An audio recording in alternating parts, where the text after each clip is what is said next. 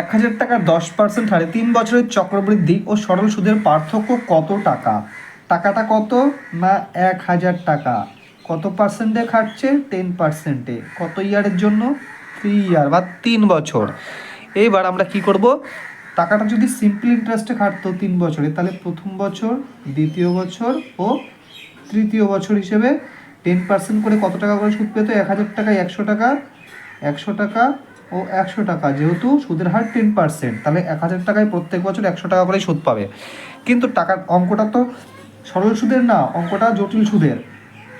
তাহলে আমরা কি করব, প্রথম বছর যে 100 টাকাটা পেয়েছি এটা বললাম যে আমি তুলবো না, আবার রেখে দেবো। তাহলে দ্বিতীয় বছর গিয়ে কি পাচ্ছি? আসল টাকার উপর একটা ইন্টারেস্ট পাচ্ছি 100 টাকা।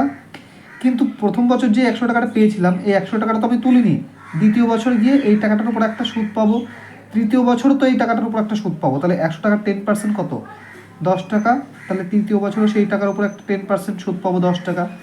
এবার দ্বিতীয় বছরে এসে দেখছি যে আমার সুদটা কত হয়েছে, এক্সট্রা সুদ 110। তাহলে প্রথম বছর প্রথমে যে 1000 টাকাটা রেখেছিলাম সেই টাকার উপরে আবার একটা সুদ পেয়েছি কত? 100 টাকা। আর এই টাকাটা যেহেতু তুলিনি, তাহলে এই টাকাটার, তাহলে এই যে এই টাকাটুকু মানে এই সুদের এই যে সুদ, এই সুদের সুদ পাবো কোথায় গিয়ে? এখানে গিয়ে 3 নম্বর বছরে গিয়ে। তাহলে 100 টাকা 10 টাকা, মোট কত হচ্ছে? 110 টাকা।